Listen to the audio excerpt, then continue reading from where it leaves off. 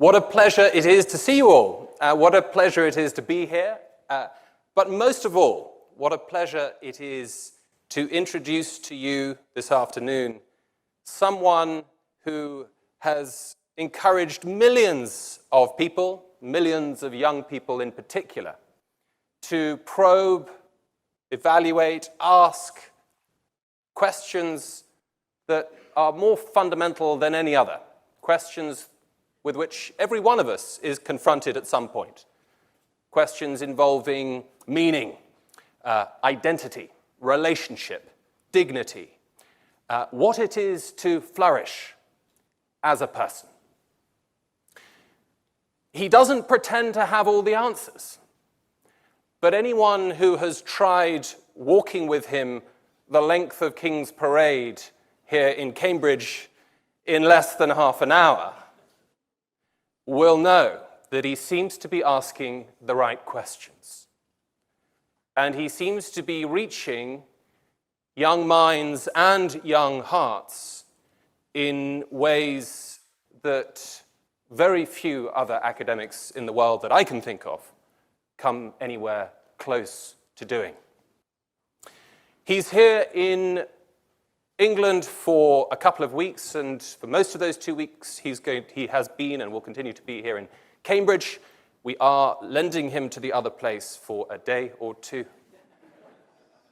And as part of that visit, he has been through what have been, at least up until now, I'll be frank with you, some pretty grueling and critical seminars, research seminars on his work, and he has opened himself up to criticism. He has been receptive to it. He has responded to it in an exemplary fashion.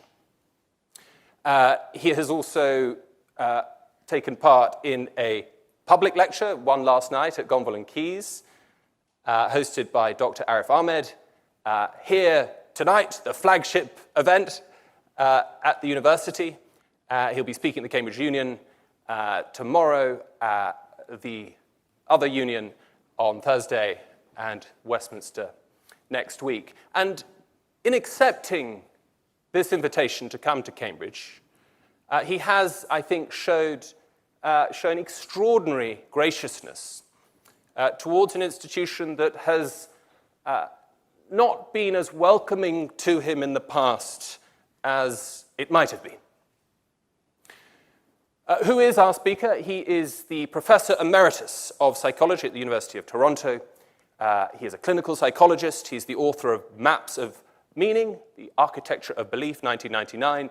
He's the author, most famously perhaps, of the popular work 12 Rules for Life in 2018 that has sold many millions of copies and has topped bestsellers lists in Brazil and Netherlands and the United States and Australia and in too many other countries to mention.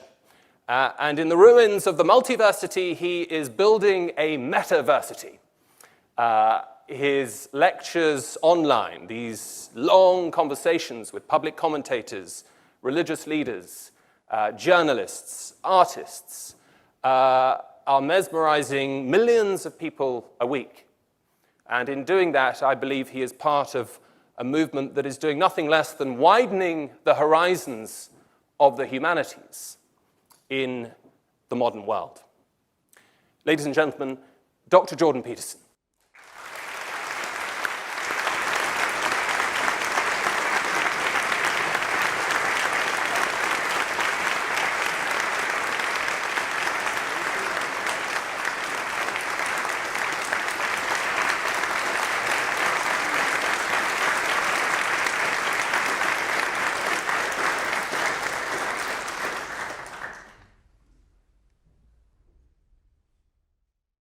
Well, thank you very much for the kind welcome and all the kind words. It's been really remarkable to be here. It's such a wonderful place. And I hope you all know that. And it's so beautiful and so deep and so rich and in the best possible way. And it's been so welcoming. And it's such a privilege. It's an unbelievable privilege to have that happen. So I thank all of you and for your attendance today as well. And so we're going to try to work our way through a problem today. It's a problem I've been attempting to wrestle with for a very long time. And in one way or another, whether we know it or not, we're all wrestling with it. And it's the problem of perception.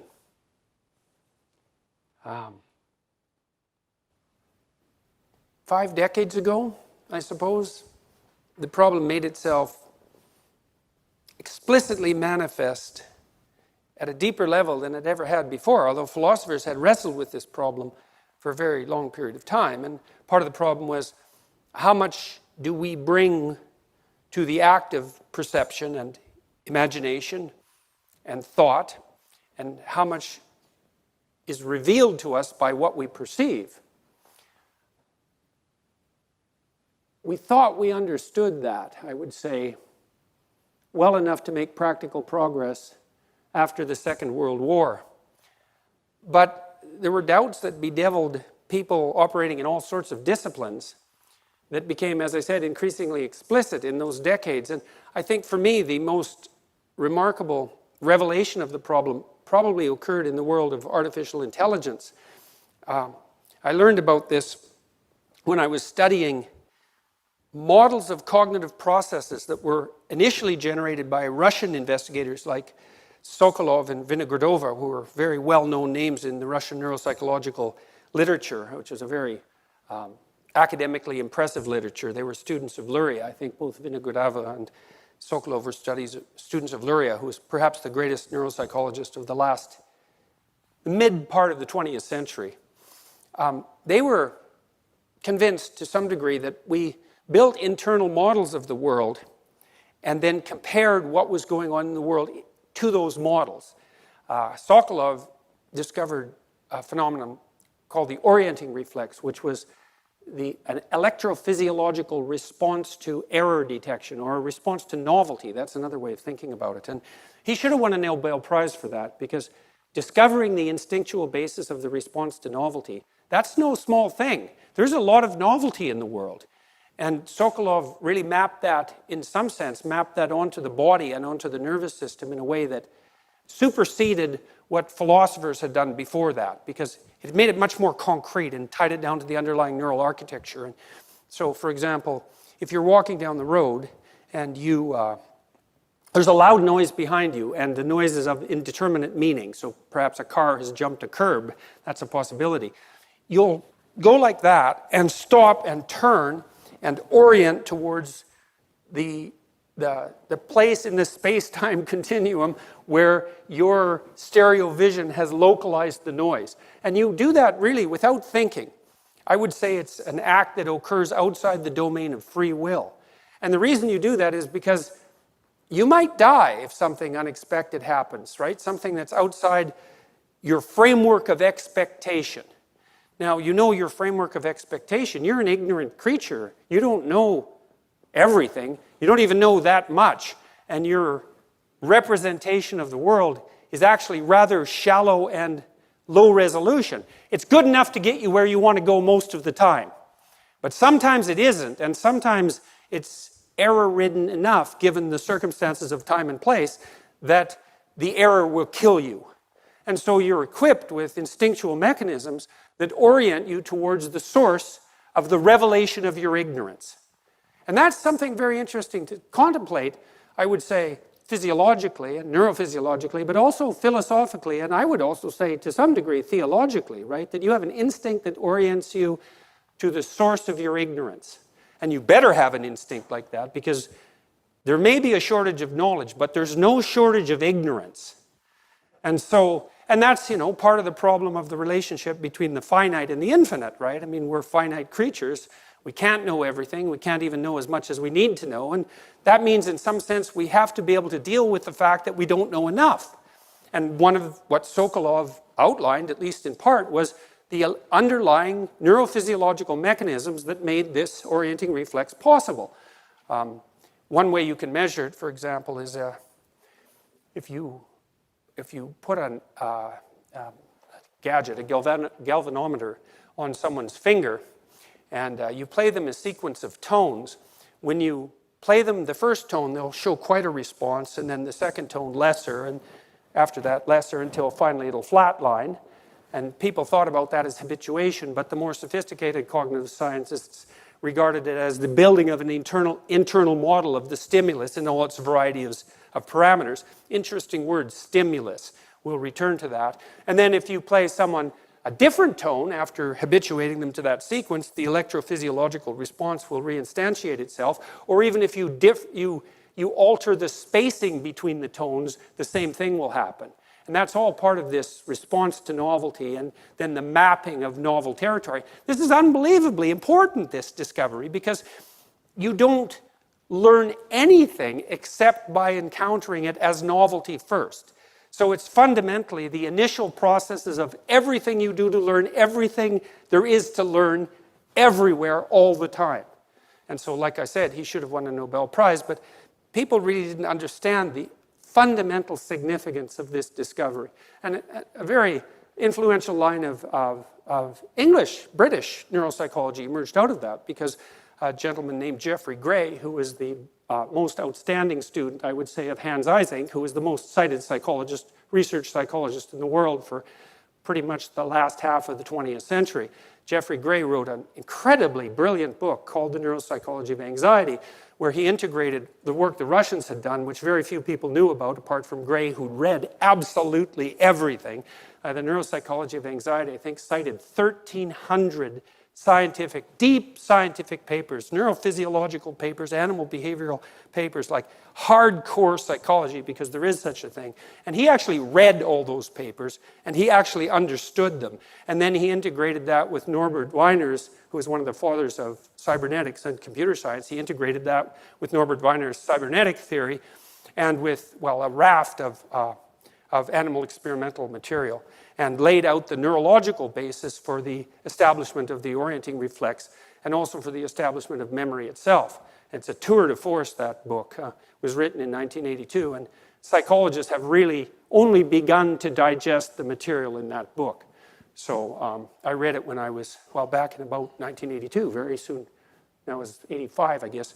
Very soon after it was published. It took me like 6 months to read it because, well, I had to learn animal physiology and neuropsychopharmacology and animal behavioral science and cybernetic theory, and just along the way to understand what he was talking about. You know, it's a profound work of philosophy, I would say, and it's probably a necessary work of modern philosophy because we're starting to understand the underlying physiological substructure of many of the processes that have been discussed in the philosophical realm for forever. And so, okay, so what does this have to do with this problem? Well, back to the AI researchers. So, stemming from Sokolov's work, at least in part, was the idea that there's the world out there, and it's made out of objects, and they're sort of self-evident, and what we do is we build an internal model of that world, and then we compute trajectories, we make maps, we compute trajectories, we lay out plans that constitute a manipulation of that internal representation, and then we act out the representation. And it's kind of an empirical idea, philosophically speaking, and the idea is that sense data is in some sense given to us, and from that sense data, that given self-evident sense data, we build these models, and then that's how we think, and that's how we operate in the world. And everyone, that's kind of folk psychology. Everybody thinks, well, that's right. That's how it is. It's no, it's not right at all. And that's why we don't have general purpose robots. Because what happened to the AI researchers was that they tried to build machines and built toy environments. So imagine you're trying to build a basic robot, at least initially. You can't model the whole world, so you build toy environments that the AI system can model, and then you have it do simple things in the toy environment. You couldn't even get the machines to see the toy environments, and part of what was discovered in AI was there were no toy environments. Well, imagine even if you just have a simple environment that's made out of pyramids and columns, spheres, just simple geometric forms. Well, you still have the problem of variant lighting. It's like, well, is a pyramid in the morning the same as a pyramid at midday? Well, what about 5 minutes past midday? Or 30 seconds past midday? Like, how much lighting, how much illumination change is necessary before the object isn't the same object? Well, and maybe illumination doesn't have anything to do with the object. Well, that's kind of awkward because then you don't get to see it. And how is it that we manage to infer the stability of an object across transformations of illumination? And the answer is, we don't know. And how is it that we're able to perceive objects at all? Because the other thing that became complicated, and you see this if you ever use a program like Photoshop, you can see objects in a photo in Photoshop, and the objects appear self-evident. They have boundaries and borders, but if you zoom in, you can't tell where the boundaries are. They fade into all the other images that are behind or ahead or wherever they happen to be displayed. And then, well, the image is quite different if it's black and white, and then you can highlight the colors and expand them. And so there's an endless number of things you can do with the single image of anything. Well, you think about what that means. There's an endless number of things you can do with a single image of anything. Well, how in the world is perception possible then? And the answer is, we didn't know. Well, at the same time, approximately the same time, the same problem emerged in literary criticism. And you can see why in some sense, right? If you can't perceive something even simple in some canonical manner that's self-evident, how in the world can you derive a single reliable canonical interpretation of a given text? And then you could multiply that problem. You say, well, it's bad enough for a single text, or maybe a single paragraph, or even a sentence, because sentences are amenable to multiple interpretations, and complex sentences in the beginning are susceptible to an endless number of interpretations. Really? Endless? Well, endless is a problem, right? Because to perceive something, there has to be an end. So endless is a real problem. And the cognitive psychologist, Medin and Aguilar, who worked at MIT, they said a finite number of objects can be grouped in a near infinite number of ways. Well, you think, well, imagine your books on a bookshelf. Well, you have the books, and then you have the sequence of books. You think that's all self-evident. Well, how are you going to arrange those books?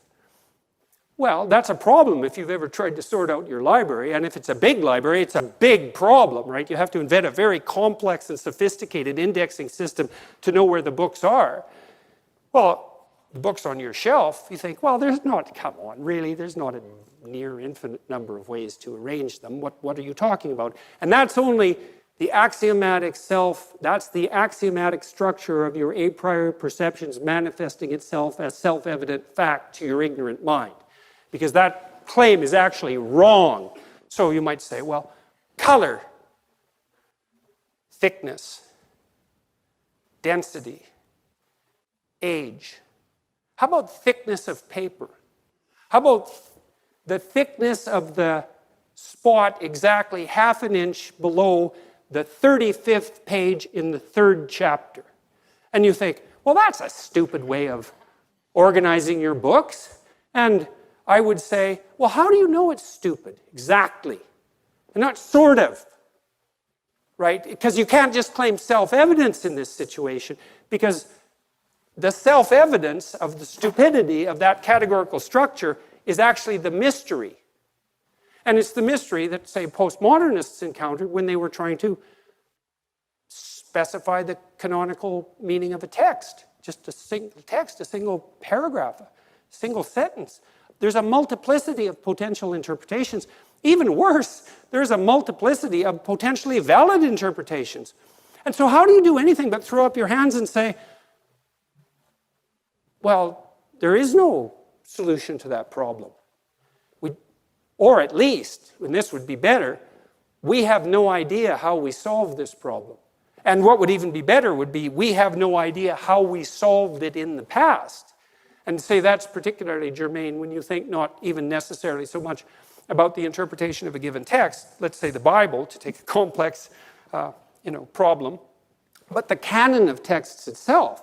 Now the canon of texts, the fact that there's a canon of texts, roughly speaking, we can we have agreed in the past to some degree on the boundaries of that category, although there's plenty of cognitive activity around the edges trying to decide what would fit in and what wouldn't, which is exactly what happened, for example, when people were trying to aggregate the biblical corpus across time, because the Bible is, of course, a library of books. What's in and what's out? Why is it in? Why is it out? Well, the answer to how we answer that is we don't know how we answer that. And there's this process of deliberation, let's say, that is part and parcel of the process that gives rise to the aggregation of a library of text into a corpus. But we don't really understand the mechanism. We don't understand the mechanism at all. And that's actually all fine, except that we don't have general purpose robots yet, although they probably are more or less around the corner in about 5 years, partly because the AI researchers solved this problem, and part of the way they solved it was by embodying cognition, incarnating artificial intelligence in an embodied structure. And the first people to really propose that that was absolutely necessary, I don't necessarily know the first people, but I know that an MIT researcher named Rodney Brooks, who, by the way, invented the Roomba. Some of you may have a Roomba, and it's kind of a laughable little object, but not really, because it can sort of move around your house without falling down the stairs. And your 2-year-old can't do that, so the Roomba isn't nothing, right? And Brooks was one of the first people who really recognized that to solve the problem of perception, we would have to duplicate the process of evolution in hardware. And so he started building these little machines that pretty much all they did to begin with was scoot away from light. And, well, eventually that became the Roomba, which is a pretty useful gadget. And you see variants in some sense of what he's done with self-driving cars, because they're embodied systems as well, right? Because the car is actually a body that moves from place to place. And it turns out that a lot of our perceptions require embodiment, and it turns out that one of the philosophical consequences, implications of that is that the way we solved the problem of perception was through 3.5 billion years or thereabouts of evolution. And also that there was no other way of possibly solving it. And so that's a testimony to the power of evolutionary thinking, I would say, but even more a testimony to the power of the process of evolutionary development. And you might think that that reduces human cognition to something sterile and mechanistic, because many of the proponents of the notion of natural selection have adopted a fairly reductive materialism to account for the process of natural selection. And we're going to talk about that a little bit tonight too, I hope, if I can manage to tie all these things together. So, no perception without embodiment. That's pretty interesting, that. And so I'll tell you a little side neuropsychological story. So, you know, we tend to think that when we see the world, well, there the world is, and then we see the world, and we see the objects, and there the objects are, but that isn't how it works, and I've tried to explain why, because there's an infinite number of ways of perceiving even the simplest of visual scenes. And then there's auditory scenes, and then there's the problem of smell, and there's the problem of touch. I mean, these are hard problems, which is why it took, 3 billion years to solve them. There's a condition called utilization behavior. It's kind of an interesting neuropsychological condition. And generally, if it has affected right-handed people, that's relevant here because of lateralization. If you have left prefrontal damage, you sometimes will engage in utilization behavior. And what happens if you're afflicted by this neuropsychological condition is that you lose the ability to inhibit your motor response to the presentation of an object. Now, that's worth thinking about, even though it doesn't sound like it's something that's necessarily worth thinking about, because what do you mean motor response to an object? Because we think object, thought, motor response, but that's not how it works. The object itself announces its utility in the perception. And so what that means is that your eyes, which map, let's say, patterns of arrays, that's a good way of thinking about it, they map that onto your visual system, but part of your visual system is actually your motor output system. And so that when I look at, let's say, this bottle, I think bottle, hand, grip, drink. But seeing bottle is hand grip, and hand grip is drink. And so if you have a utilization behavior, you lose the ability to inhibit the motor response to the object. And so if you had this condition, I put a cup in front of you, you would pick it up and drink from it. And if you walk down a hallway and there's a door open, you will go through the door. And it's not because you see the object door and think door and then think walk through and then walk through, even though that's what you think. It's that door is a walk-through place. And if you lack inhibition, you can't stop acting out the perception. And so what that implies is that at some direct level, and this is the science, not the philosophy, you don't see objects and infer meaning. You see meaning and infer objects. And that's really something. You can think about that for like 40 years. Because it looks like it's true factually. And that's a strange thing too, right? It's a very strange claim to say that the facts support the notion that the primary object of perception is meaning, not objects. And I actually think that's an interpretation, though I won't go into that tonight, that's more in keeping with evolutionary logic than the idea that you perceive objects and infer meaning.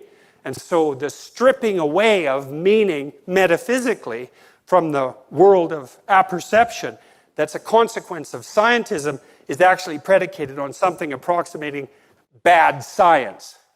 And that's become increasingly evident, I would say, in the neurophysiology of perception. And that's an important field, given that the problem of perception is the problem that has bedeviled both the sciences and the humanities, and also engineering, for that matter, for the last 50 years. And it has not only done that, it's produced this riveting of culture that's occurred within the universities, partly because of the postmodernist claim. And so, fundamental postmodernist claims. Now, the first claim is that there's no canonical interpretation that's self-evident. It's like, okay, fair enough. That might be a claim emerging from literary departments, English literary departments, under the influence of French continental thought, let's say. I don't think you can take issue with that. I think it happens to be the case, because the notion that there is a multiplicity of potentially valid interpretations is true. What isn't true is the idea that we use power and domination to solve that problem primarily. And there's no excuse, philosophically, from leaping from a mystery that's utterly profound, which is the problem of perception, to the conclusion that some pathological, socially constructed process is therefore at the basis of the act of perception and categorization itself. I think it's unforgivable cognitively, and it's cynical beyond belief, and it's corrosive beyond our capacity to deal with it. I mean, you think about what that claim means, is that the way you solve and that's like an implicit bias argument, by the way, just to make that clear as well, that you solve the problem of categorization by imposing your will to power on the world in some zero-sum, winner-take-all game of dominion and oppression. It's like you could not, if you tried, you could not come up with a more cynical view of the mechanism that makes order, habitable order out of chaos. But what's sort of delightful about that, in some sense, is that it's just not true. It's literally. We could say scientifically, if we take scientifically to mean literally, we can say it's not true. It actually turns out that even in the animal kingdom, you might think the hierarchies that we use to orient ourselves in, that's part of the strategy that we use to guarantee our survival. We fight tooth and nail with nature, red and claw, to climb the hierarchies of dominance as a consequence of our will to power. It's like, no, actually, that isn't how it works. And so we all have this image, or many of us, I would say, have an image of chimpanzee troops, let's say, our closest primate relative. We split from them in evolutionary terms about 7 million years ago, something like that. You can calculate that quite accurately by looking at the mutation rate of of genetic material that we share with chimps and calculate the average mutation rate and look at the propagation of mutations and the separation of them, you can get a pretty accurate estimate of the split. It's a long time ago. So we're pretty tightly related to chimpanzees. And we all know that the biggest, toughest, meanest, male, oppressive chimp rules the troop. It's like, no, wrong. Frans de Waal has studied dominance hierarchies, so-called dominance hierarchies, and that's an interesting issue, that is the term that's most often used, dominance hierarchy, because you might ask, as a very intelligent student of mine once did, just exactly where did that term come from? And how much political implication was loaded in that right from the beginning? I thought about that for about 5 years. I thought it was an unbelievably, I mean that, I thought it was an unbelievably acute observation. He was is a very acute fellow. So the brute chimpanzees, they have a pretty short tyrannical rule. And the reason for that is, I don't care how big and tough and mean and dominant and oppressive you are, 2 slightly less mean, oppressive, and dominant males can take you out pretty easily on a bad day. And that's a real problem. You think about that biologically. That's a non-trivial problem. And so that is exactly what happens in chimpanzee troops, is that the males who rise to a position of authority as a mere consequence of their psychopathic will to power rule very unstably over very unstable troops and have a very short ruling period. Whereas the males that manage to, because in chimps, the fundamental hierarchy is male-dominated. It's less obvious in another set of very close primate relatives, the bonobos. They're more female-dominated, interestingly enough, and it isn't obvious which of those 2 species were more like. But I'll concentrate on the chimps now because we're talking a little bit about will to power. The males who manage to maintain a relatively stable coalition, let's say, are actually very affiliative. In fact, they groom other males more than any other males in the troop. And so they're using reciprocal altruism, at least in part, as the basis of their claim to dominion. Now, they do have preferential mating access to females. And that there's some analogy in that with what happens in the human case, but it's more complicated in the human case. In any case, they also tend to spend a fair bit of time attending to the females in the troop in a positive way and to their infants. And so the more benevolent, but still physically able males seem to establish a stable social hierarchy that's quite unlike the social hierarchy that's produced by the more psychopathic, straight, raw will to power. And here's another fact for what it's worth. If the hierarchy that we use to aggregate the canon is fundamentally predicated on oppressive power, which is the claim, then why do psychopaths only constitute 3% of the population? And that's actually stable. And so there are good evolutionary biology, psychology models of psychopathy. Its emergence has been modeled emergence and stability has been modeled quite nicely in computer simulations, and such simulations can be used as appropriate models. If the psychopath prevalence falls below 1%, there's so few of them that people get complacent in relationship to the possibility of malevolence. And so then they can flourish a bit, right? And their prevalence can rise in the population. But if it gets up to 5%, it's like everybody wakes up, and it's not such a good day for the psychopaths when they do. And and somebody has to keep the malevolent types down, and that's probably, possibly, we'll say, why women like men who are less agreeable than they are. And women have to solve this very complex mating problem in relationship to men, which is, there are bad men. They're really bad. And they're a minority of the population. And they tear their way through overly agreeable populations. And to keep them from dominating, you need good men who are also capable of being quite terrible. And so that appears to be the conundrum that women face when they're choosing male partners, one of the conundrums.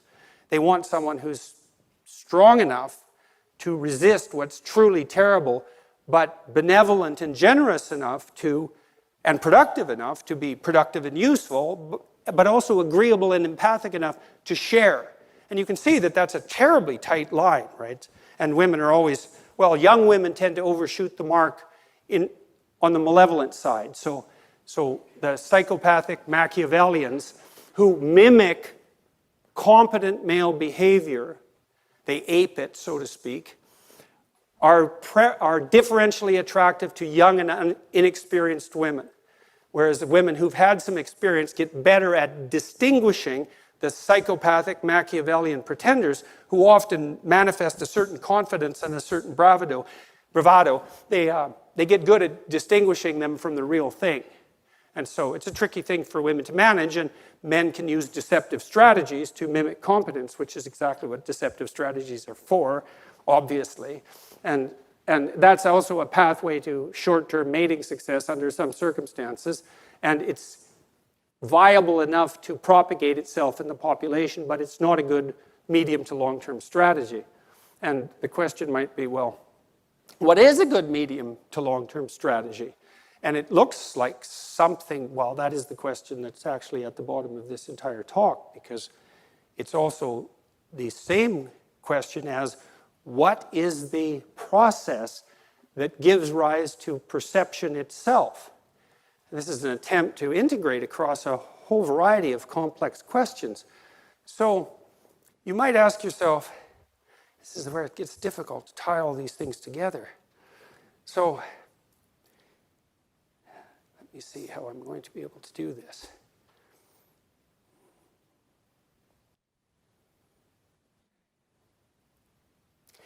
Yes, there's no evidence, as far as I can tell, that the proposition that the fundamental motivation for categorization itself is the expression of power. That seems wrong. It's not stable. So then the question is, well, what is exactly at the base of the process of perception and categorization? And so that would be really right at the basis of cognition itself, perhaps the essence of consciousness itself, and certainly the thing that acts at the interface between what is not yet known and what is going to be known, right? The active investigation that transforms what's unexpected and potentially dangerous into what's habitable, safe, competent, and secure.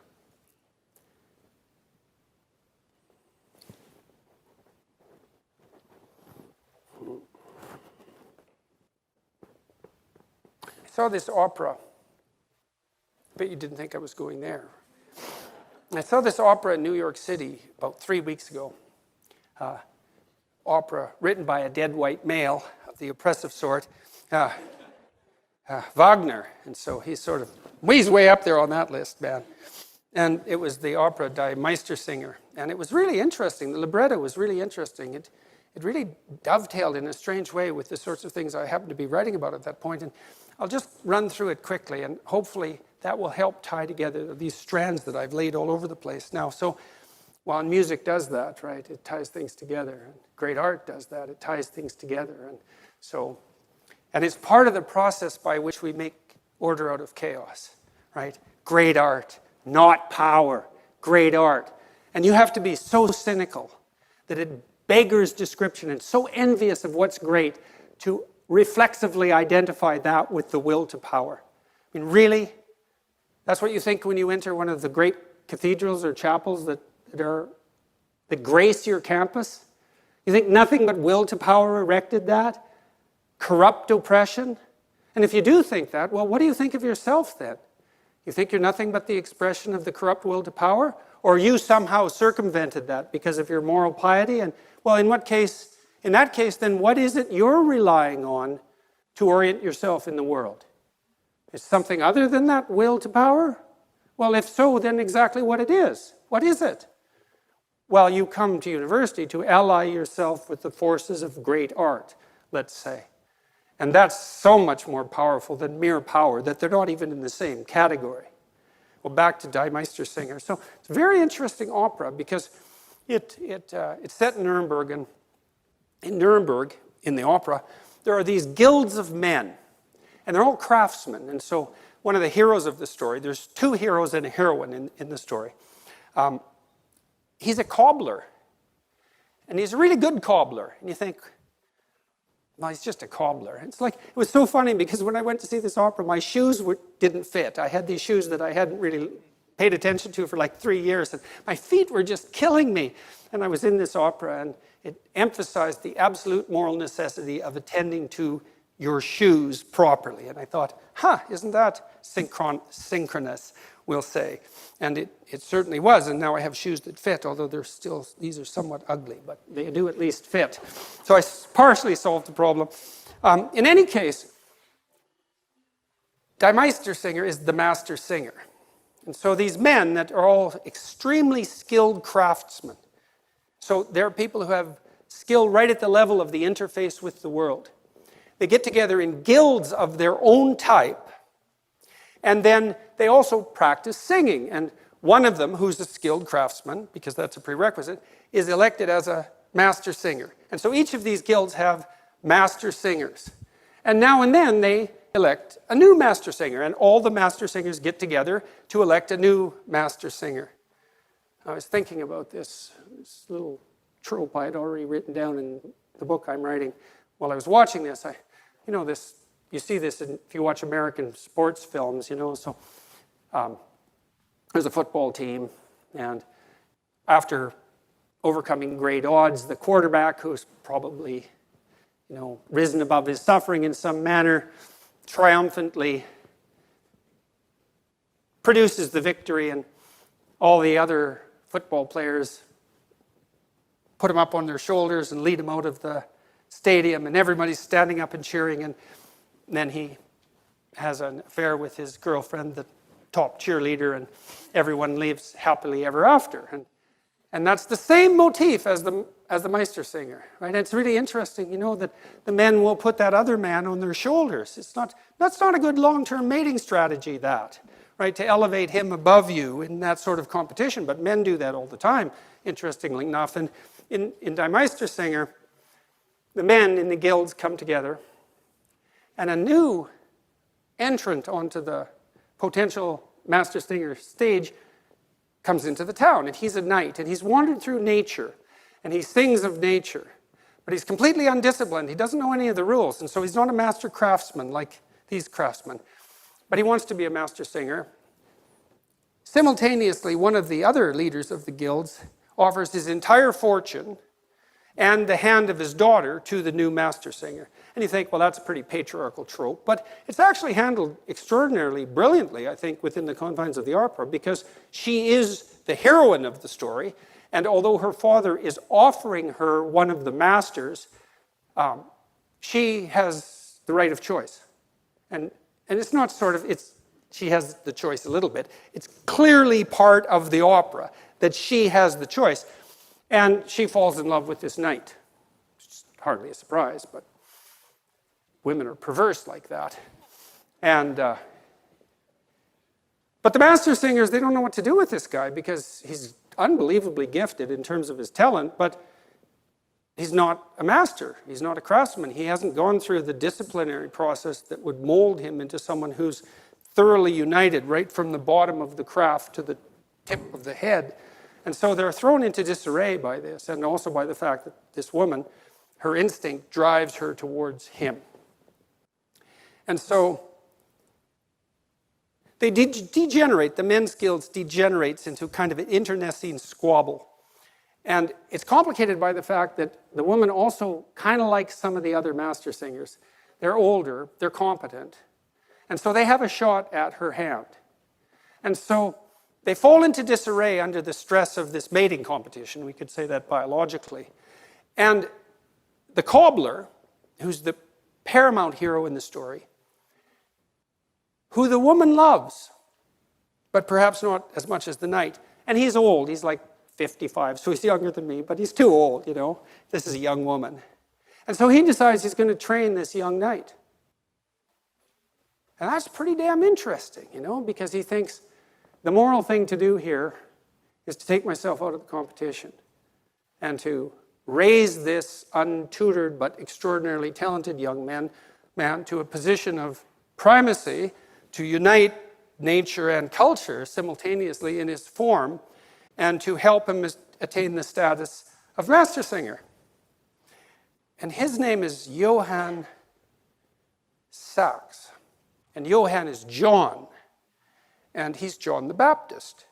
And I'm not just inventing that. It's not just my patriarchal, power-driven inference on the multiplicity of potential meanings in the text, because Wagner basically says that in the libretto, and a few times in case you don't catch it the first time. And so in some manner, this knight is Christ. And that's a strange thing. But you can understand it, right? It's not like it doesn't make sense in some sense, because Christ is always presented as a superordinate ideal, and obviously this new master singer who unites the melody of nature and the discipline of culture is a master of his craft by divine grace because of his talent, but also now because Hans Sachs, that's Johann, that's John the Baptist, decides to train him. And so now he's a model of discipline and craft, and that's allied with natural talent. And that gives a whole new depth to his voice, because now that natural talent has been properly brought under a disciplined structure, which is a reflection of the guild structure of the entire Meistersinger contest. And suffice it to say that Sachs pulls himself out of the race and decides to sacrifice himself in some sense for this young man. And the woman chooses the knight, and the knight undergoes this disciplinary regimen, and then he sings in the contest, and all the master singers now can, live comfortably with their conscience, and they elect him to the highest position, and then Sachs and the knight and the woman are celebrated.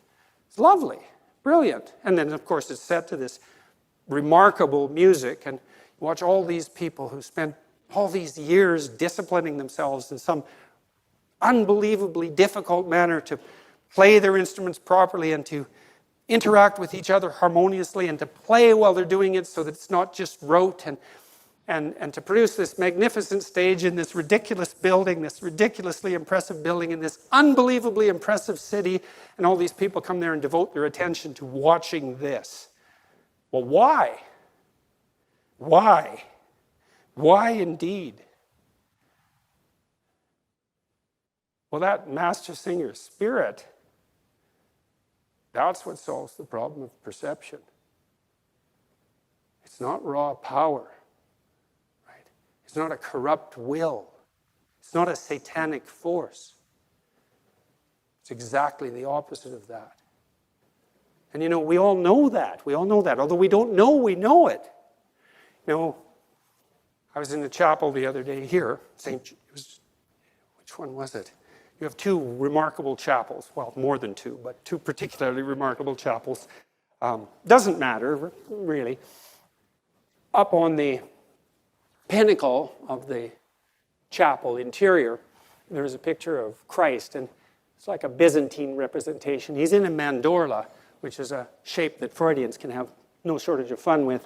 And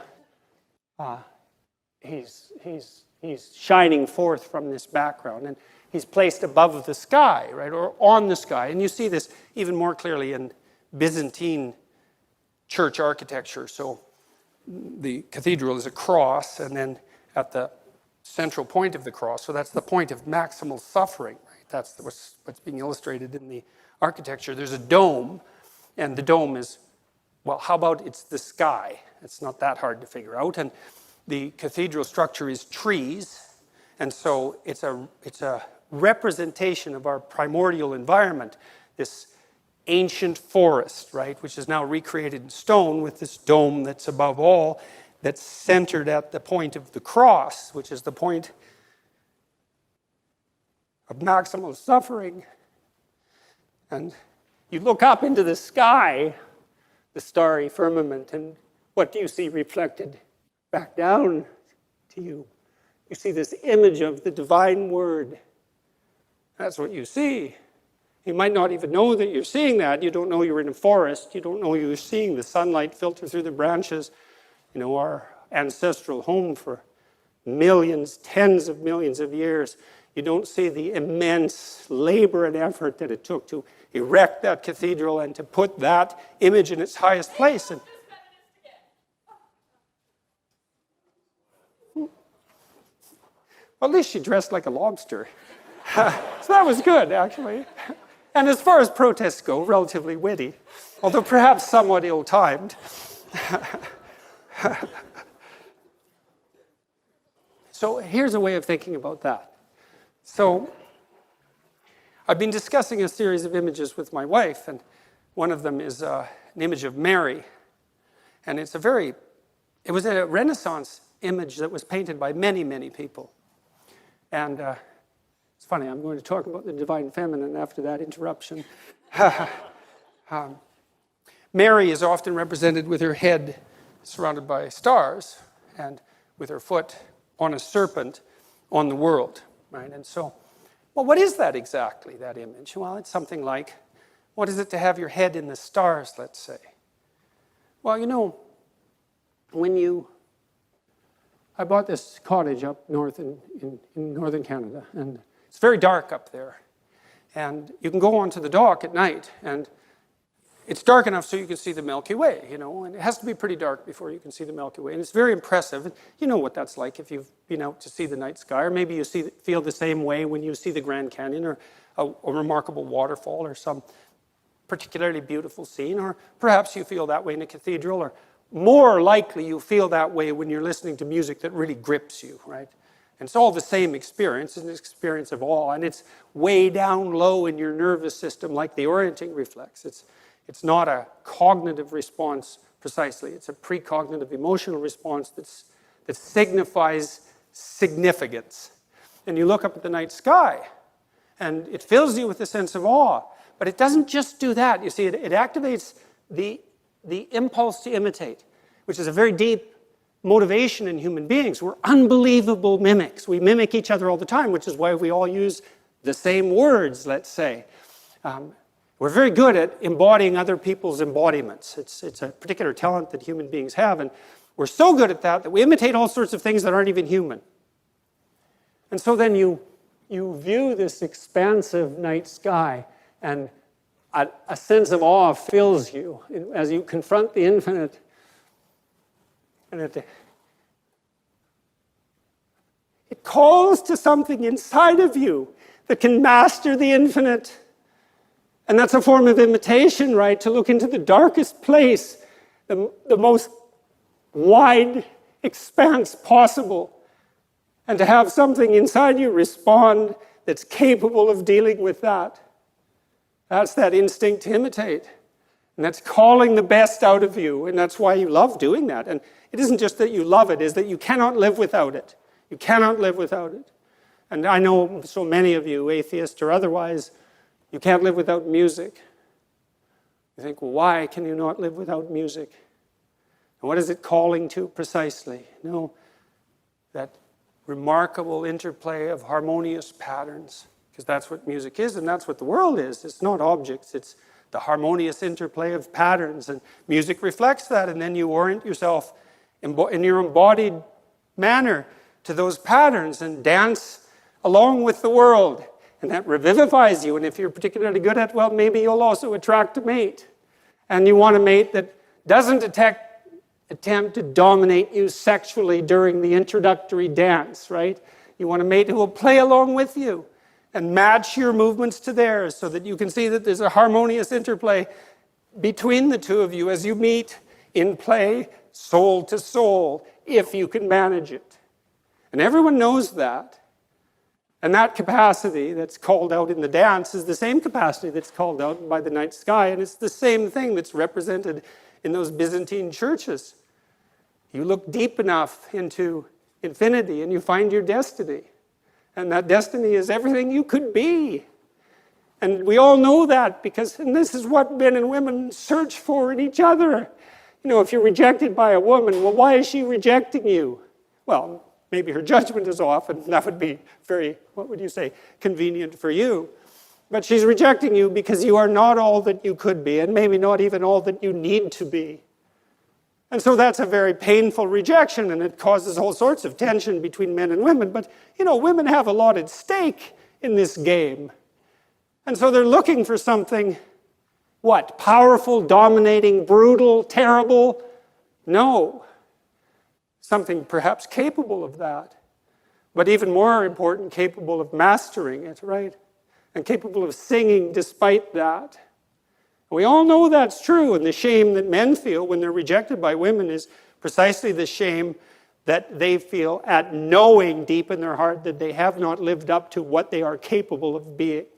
And that harsh judgment that women lay on men, which, by the way, is part of our sexual evolution, because we were shaped by sexual selection, which, by the way, is the operation of consciousness on the structures of matter at the most basic possible level. Well, it's a terrible rejection, but it's a salutary rejection. And that process of differentiated choice has shaped us into what we are. That action of consciousness, wanting the best from a potential partner, and selecting, at least in part, on that basis. And men participate in that too, in the Meistersinger manner. Men aren't competing for dominance with each other constantly in a zero-sum game to achieve sexual dominance. There's an element of that, right? Because some things are a zero-sum game, but men are perfectly capable and more than willing, in fact, to aggregate themselves into skilled groups and to celebrate the elevation of the most skilled above all else. And so we see this cooperative venture between men and women over the longest run of possible time in producing some refinement of the human spirit in embodied form. And we want that from everyone. We require that from everyone. We're thrilled to the core of our soul when we encounter it in a conversation or in a course or in a work of art. It calls to us in that manner. We need to know this increasingly. We need to know all this consciously. We've acted it out. We've produced images to represent it. It tugs at our heartstrings. It manifests itself in our dreams and our works of art, our literary works. It's all lurking there in some sense, and it's not the satanic power of corrupt oppression, not fundamentally. That's a far weaker force than that which can overcome it. And everything around us would be nothing but hell if that's all there was. And everything around us is not only hell. For fragile and broken creatures, ignorant to the core, we don't do too badly. And people are capable of a nobility, especially under the duress of suffering, that's virtually miraculous when you encounter it. And it's so heartening to see that, and you've seen it in the people that you love when they're going through terrible trials. People become corrupt and embittered by their catastrophes, and it's no wonder. But certainly in the main, that's not the fundamental human response. The fundamental human response is keep calm and carry on, and good on you for that. And so, well, to sum up, let's say, we solve the power of perception with the divine word. That's how it is. And what does that mean? Well, it means truth. Every word a prayer, right? Every word a groping to find a firm foundation to stand on while you make your way through life. And every time you hear a conversation of that sort, or hear yourself participating in that prayerful process, orienting yourself to this highest uniting good, and using that to govern your utterance, it's balm for the soul. Yeah, it's love that guides that, and love is the desire to work for the betterment of all things. And that's the proper orienting response, we could say. And it's truth nested inside of that. And that's how it is. And that's how it should be. And that's how it may forever be.